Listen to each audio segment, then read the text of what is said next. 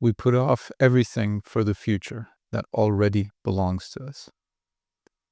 And misery holds on to few, but many hold on to misery.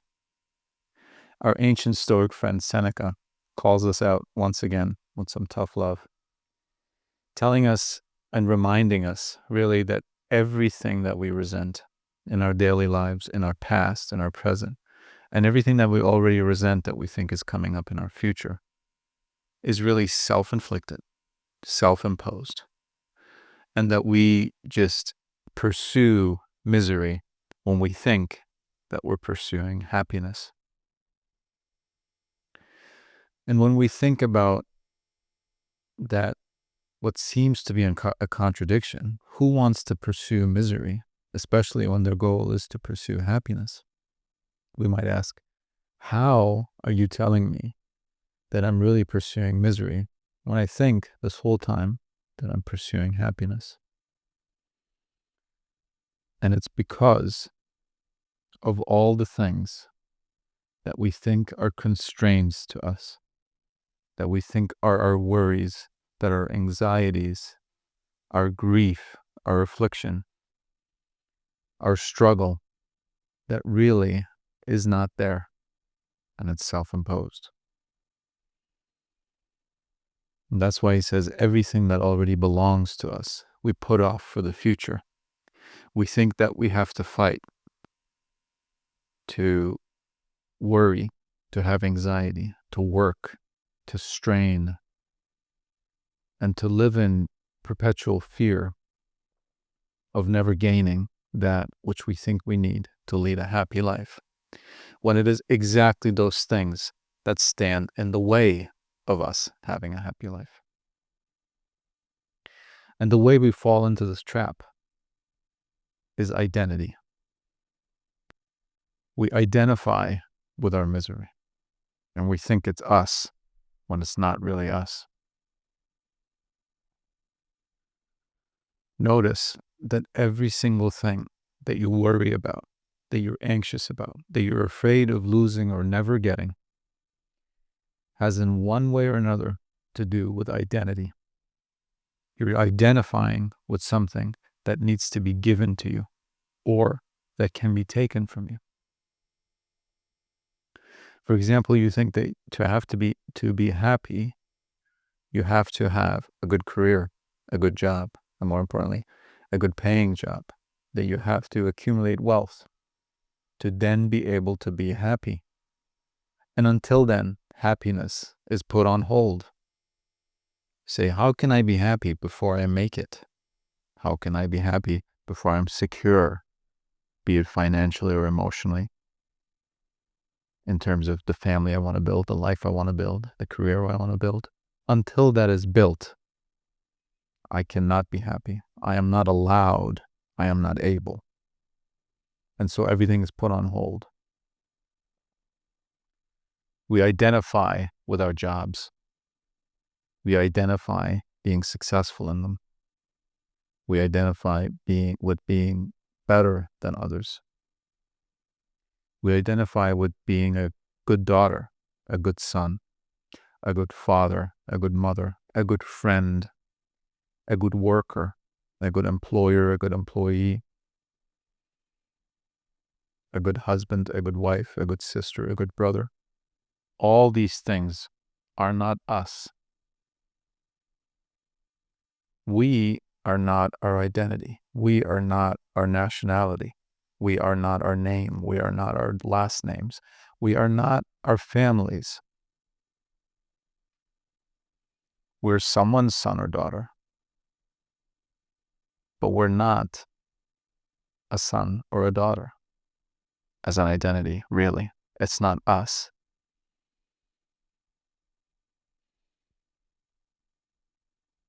You are not your worries. You are not your struggles. You are not your career. You are not your ambition, and you are not your goals. Those are things that are outside of you. They are not you. But because we identify with these things, we become one with these things. What can hurt them can hurt us. We've identified with externals, our relationship with someone else, our performance at a job, or again in a relationship, our goals, our ambitions. If we identify with them, if we say, these are me, then everything that goes badly in them and badly for them is going badly for us.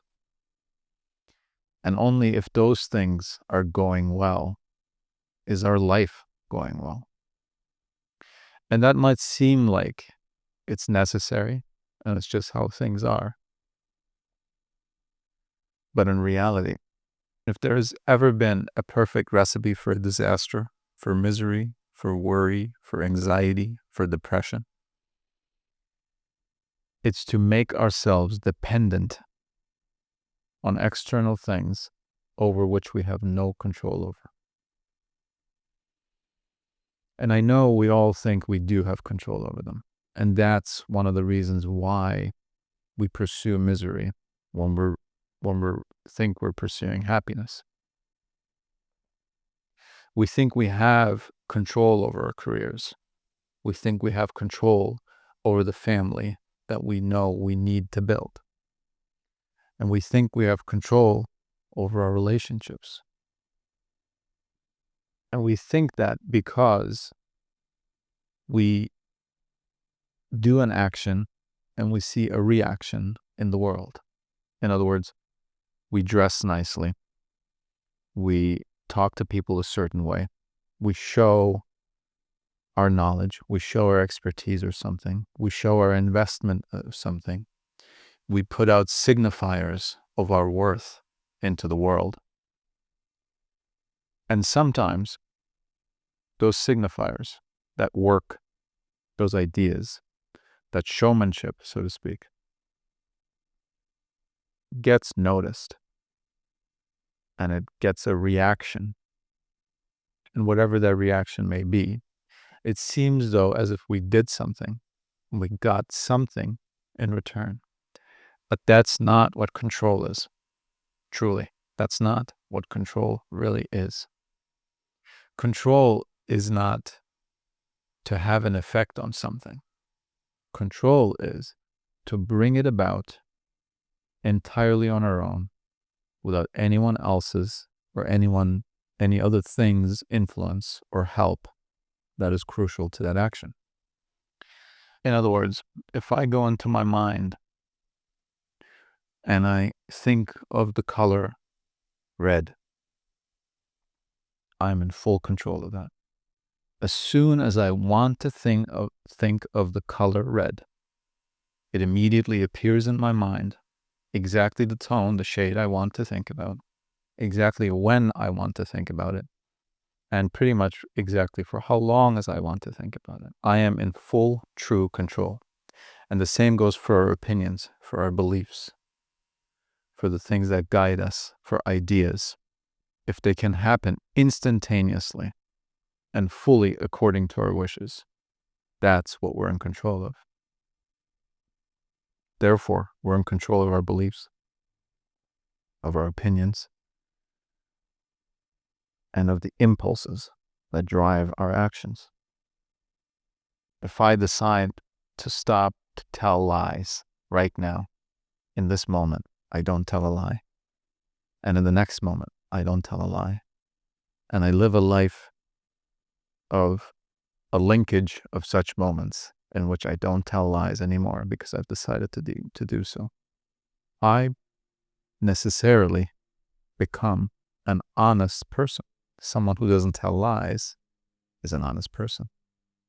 And to tell a lie or not is completely in my control.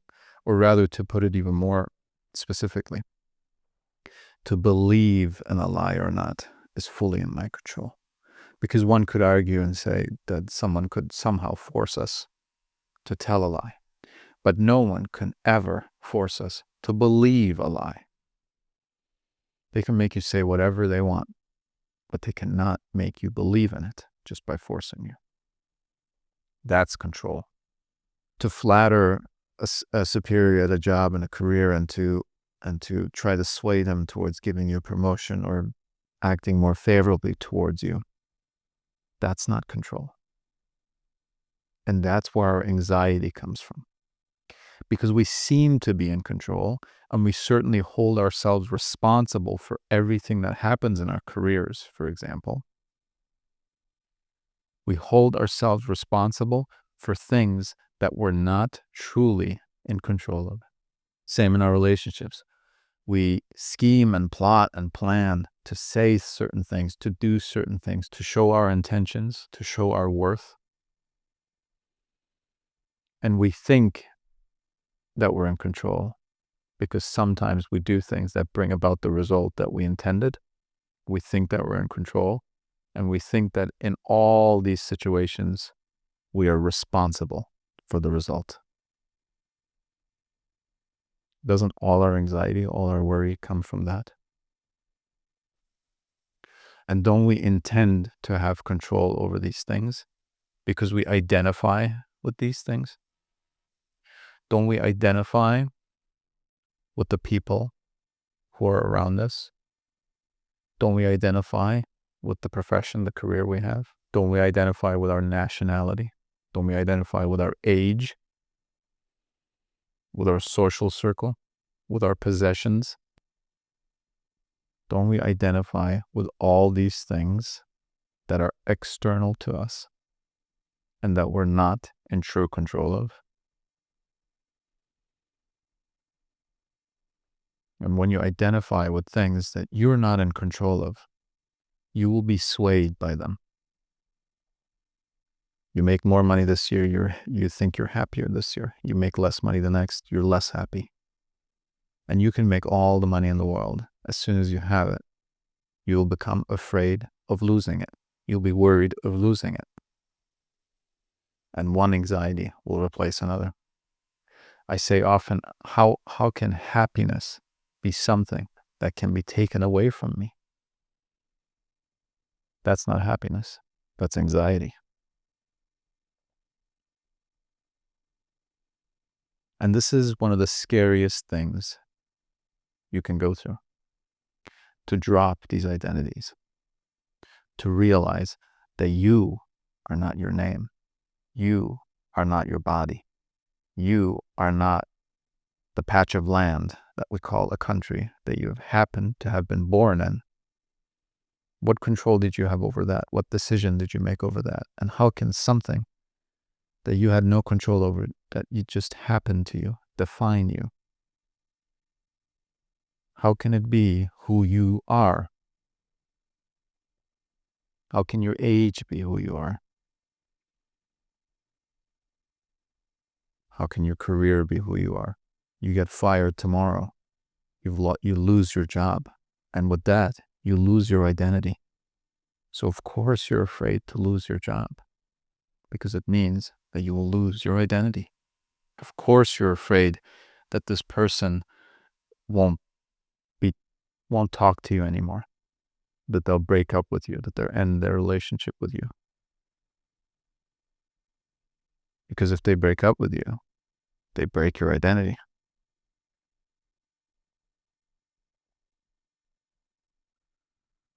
And so freedom is to let go of these identities.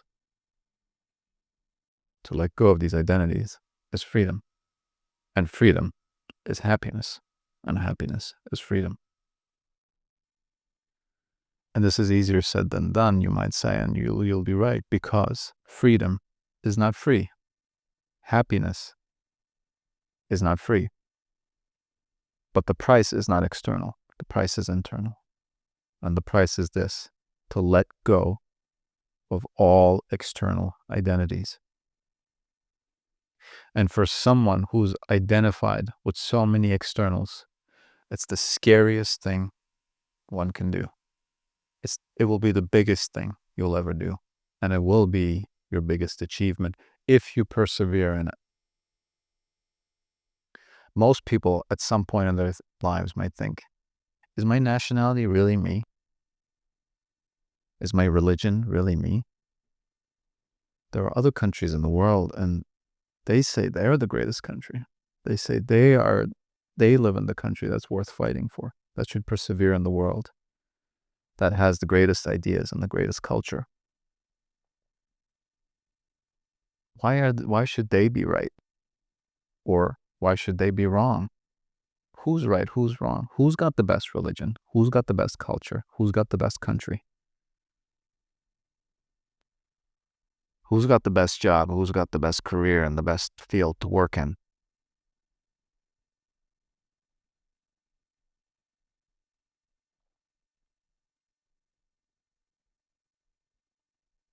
Most people think of these things sometimes, but they get scared and they run right back into delusion,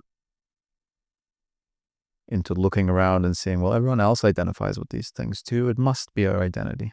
It must be what's right to identify with. It must be the right thing to do. And we judge our own actions by society's standards. That's why society's standards are there, to give a norm, to give a base to people.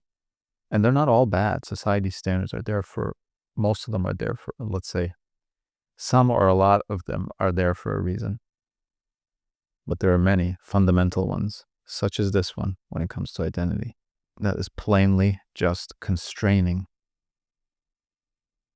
It constrains us. It keeps us back from freedom. It makes us pursue misery, thinking we're pursuing happiness. And if you persevere in this, you will have to face the question, if I'm not my identity, if I'm not my country, my relationship, my career, my name, my age, if I'm not any of these things, who am I? If I'm not my identity, who am I? And there's nothing scarier than that. To realize we don't know who we are. But we do know that we are. We do know we exist. We just don't know who we are. And like I said, I'm not trying to belittle it. That's scary enough. But clearly we're here. Clearly we're something and someone. So what are we? Who are we? If we're none of the externals, we must be the internals. And what are our internals? Now is a time to clean up a closet that's been neglected for a long time, to look into it and to take stock. What are our internals? Our internals are our beliefs, our principles, our ideals, our opinions. Start there. What do you believe in? What do you think is right? What do you think is wrong? What is moral? What is immoral? This is who you are. If you're confused about these things, then you're confused. If you're clear about these things, then you're clear. And this work is fully internal. You can go in there and clean up. You don't need anyone else to clean up there. And you don't need anyone else to sort through these things and to discard what clearly does not suit you, what clearly has not been serving you, and to keep what has been serving you, and to do more of it, and to replace the bad with the good. This is the work of life. This is what I call the work of life. To go into the closet of internals after having lived in this closet of externals this whole time. Do the work. Discard everything that's external. Discard everything that you're not in control of in terms of identity. Don't identify with it. You are not these things that can be taken away from you and that have to be given to you for you to be able to possess them. You are not those things. You are in control of your own life. And once you build your set of ideals that you're fully in control of, to conceive, to adopt, and to stick to, you will find clarity. Everything will be guided by them, both your internal opinions, beliefs, and your external actions and decisions. And nothing can sway them other than you. Nothing can impact them negatively or positively other than you. You can impact them negatively and you can impact them positively, but only you can. In this true world, in this world of reality, in this world of true identity, You are the only person in control. And you are the only person responsible. You don't have to rely on anyone else. And you can also not blame anyone else for these things.